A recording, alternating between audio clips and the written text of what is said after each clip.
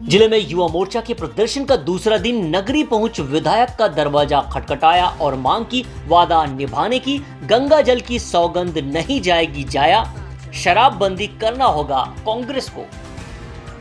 राज्य सरकार द्वारा चुनाव के समय अपने घोषणा पत्र में किए गए पूर्ण शराबबंदी के वादों को निभाने की मांग करते हुए भारतीय जनता युवा मोर्चा के सदस्यगण जिला अध्यक्ष विजय मोटवानी की अगुवाई में नगरीय क्षेत्र के कांग्रेस विधायक श्रीमती लक्ष्मी ध्रुव के ऑफिस पहुंचकर दरवाजा खटखटाते हुए आग्रह किया कि सरकार अब अपने घोषणाओं को अमल करते हुए प्रदेश भर में शराबबंदी करे।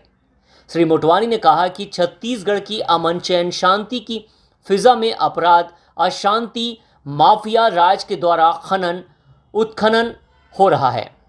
सरकार को कर्तव्य बोध कराने के लिए हम भारतीय जनता युवा मोर्चा के लोग उनके जनप्रतिनिधियों के द्वार द्वार जाकर दरवाजा खटखटा रहे हैं तथा उनसे मांग कर रहे हैं कि अपनी घोषणा पत्र के अनुसार पूर्ण शराबबंदी करें, बेरोजगारों को रोजगार दें।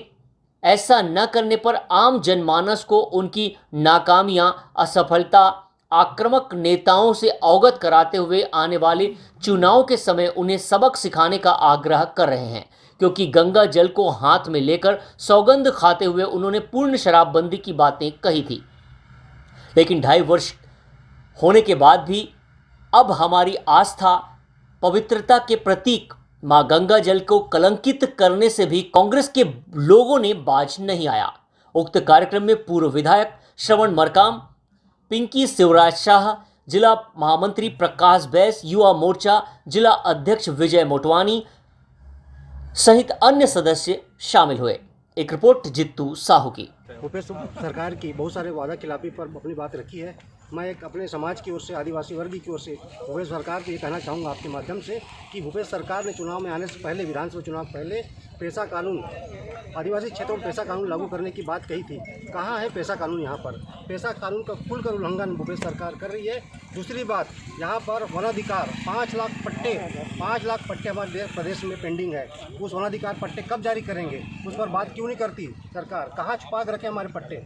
और तीसरी बात, तेंदुपत्ता और साल बीज वन संग्रहण पर 1 या 2 दिन खरीदी करती है। हमारी सरकार समय, आदरणीय रमन सिंह सरकार समय 10 से 15 दिन तक लगातार खरीदी होती थी। आज 1 या 2 दिन में खरीदी होती है, वो भी बिचौलियों के माध्यम से। ये बड़ा दुर्भाग्य है हमारे लिए। मैं आपके माध्यम से कहना चाहूँगा, ये जो समस्या है हमारे, जो 2-3 मुद्दे आपने हमारे वर्गों के लिए कहा था, और आदिवासी जो फर्जी प्रमाण पत्रधारी हैं, जिनको नौकरी दे के रखे हैं, उनको भी 100 दिन के अंदर कार्रवाई करने की बात कही थी। ये सब कहाँ गए? जवाब तो देना होगा भूपेश जी। वादा निभाइए। क्या हुआ तेरा वादा? बस आपके माध्यम से मैं अपनी बात यही समाप्त करना चाहता हूँ।